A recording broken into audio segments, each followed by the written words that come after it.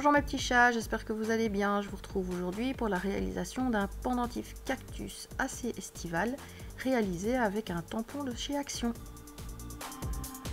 Je commence par étaler une couche de polymère blanche sur un cran 3 ou 4 de votre pâte à machine, quelque chose de ni trop fin ni trop épais. Et je vais directement emporte-piécer la forme du pendentif que je désire.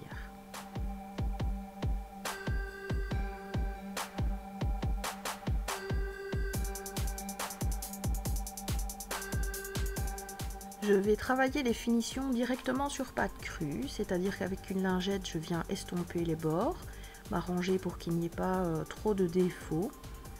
J'enlève également les impuretés qui pourraient encore y avoir sur le pendentif.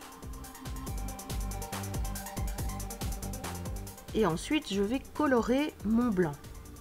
Pour colorer ce blanc, je vais utiliser du papier crépon. Le papier crépon a ça d'assez embêtant en temps normal qu'il déteint très facilement. Une goutte d'eau, un peu trop de colle, on en a partout.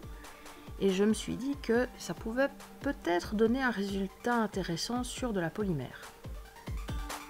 Alors pour aider la décoloration, je vais utiliser de l'alcool à 70 degrés que j'applique sur mon pendentif. Je viens poser mon papier crépon par-dessus. Et avec une lingette, je vais bien m'arranger pour que tout s'imprègne, que tout soit bien imbibé. Je n'hésite pas non plus à remettre un petit peu d'alcool.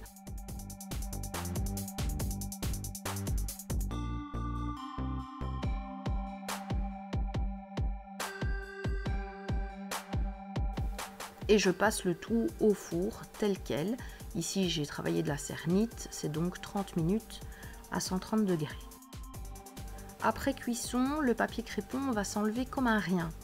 Vraiment, il n'adhère pas du tout. Par contre, toute la couleur s'est bien transférée sur le pendentif. Elle s'est transférée, mais en donnant un aspect texturé.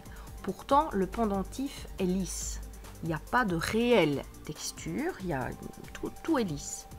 D'ailleurs, ça va me permettre de pouvoir tamponner le dessin de mon choix directement dessus.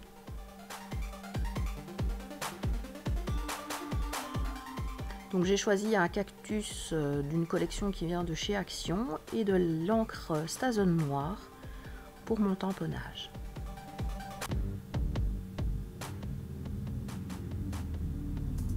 Il ne me reste plus ensuite qu'à travailler la semelle, la bélière en polymère, les bords du pendentif aussi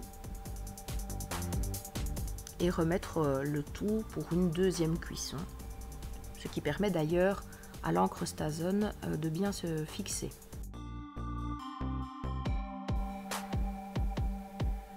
J'ai aussi voulu ajouter un petit quelque chose en plus en mettant 3 tiges boules sur le côté du pendentif.